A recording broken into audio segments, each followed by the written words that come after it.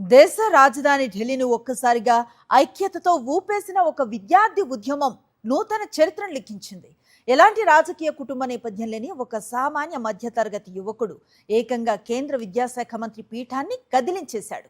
అమెరికాలో ప్రముఖ విశ్వవిద్యాలయంలో చదువు పూర్తి చేసుకుని వచ్చి స్వదేశంలో విద్యా వ్యవస్థ ప్రక్షాళన కోసం వీధుల్లోకి దిగిన ఒక ధైర్యశాలి కథ ఇది.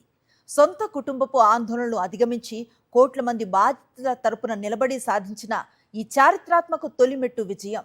అభిజిత్ దీప్కే పూర్తి ప్రస్థానం గురించి ఇప్పుడు తెలుసుకుందాం. మహారాష్ట్రలోని ఛత్రపతి సంభాజీ నగర్లో 1995లో జన్మించిన అభిజిత్ దీప్కేది సాధారణ కుటుంబం. తండ్రి భగవాన్ రావు దీప్కే ఒక ప్రభుత్వ సంస్థలో ఇంజనీర్గా సేవలందించి విరమణ పొందగా, తల్లి అనితా దీప్కే గృహిణిగా కుటుంబాన్ని నడిపించారు. తండ్రి కోరిక మేరకు మొదట ఇంజనీరింగ్లో చేరినప్పటికీ సొంత అభిరుచితో మధ్యలోనే బయటకు వచ్చి పూణేలో జర్నలిజం పూర్తి చేశారు. ఆ తరువాత అమెరికాలోని ప్రముఖ బోస్టన్ విశ్వవిద్యాలయం నుండి ప్రజా సంబంధాల విభాగంలో ఉన్నత విద్యను అభ్యసించారు.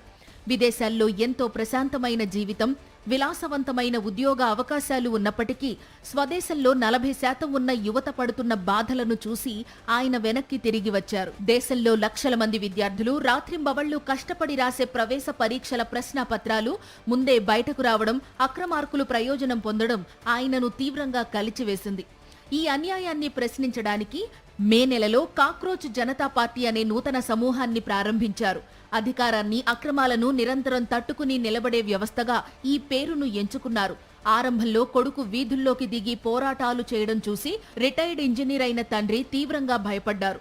రాజకీయ అండదండలు లేకపోవడం, ప్రభుత్వంతో పోరాటం కావడం వల్ల కొడుకు భవిష్యత్తు ఏమవుతుందోనని ఆందోళన చెందారు.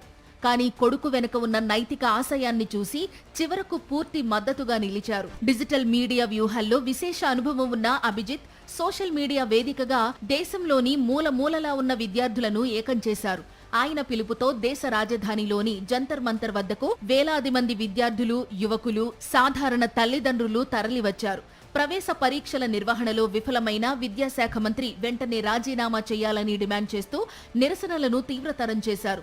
పార్లమెంటు వైపు సాగిన పాదయాత్రలో పోలీసులు జరిపిన తీవ్ర లాఠీచార్జీలకు భయపడకుండా, రక్తం ఓడుతున్నా వెనకడుగు వేయకుండా పోరాటం కొనసాగించారు. ఉచిత ఆహారం, మంచినీరు అందిస్తూ పరస్పరం సహాయం చేసుకున్న తీరు ఈ ఉద్యమానికి కొండంత బలాన్ని ఇచ్చింది. నెల రోజుల పాటు సాగిన ఈ చారిత్రాత్మక పోరాటం ముంగిట ప్రభుత్వం లొంగిపోక తప్పలేదు. విద్యాశాఖ మంత్రి ధర్మేంద్ర ప్రధాన్ తన రాజీనామా లేఖను ప్రధానికి సమర్పించడంతో యువత తమ తొలిమెట్టు విజయాన్ని సాధించింది. ఒక సామాన్య రిటైర్డ్ ప్రభుత్వ ఉద్యోగి కొడుకు వీధుల్లోకి వచ్చి సాధించిన ఈ ఘనకార్యం దేశంలోని ప్రతి సామాన్యుడికి ఆత్మవిశ్వాసాన్ని ఇచ్చింది. కేవలం మంత్రి రాజీనామాతో సరిపెట్టకుండా బాధితులకు నష్టపరిహారం చెల్లించే వరకు, దేశంలో ప్రవేశ పరీక్షల వ్యవస్థ పూర్తిగా మారే వరకు తమ పోరాటం వేర్వేరు రూపాల్లో కొనసాగుతుందని అభిజిత్ దీప్కే స్పష్టం చేశారు. ఏదేమైనా రాజకీయ ప్రయోజనాలు ఆశించకుండా విద్యార్థుల సమస్యల పరిష్కారం దిశగా అడుగులు వేస్తున్న అభిజిత్ను సాక్షి టీవీ అభినందిస్తోంది.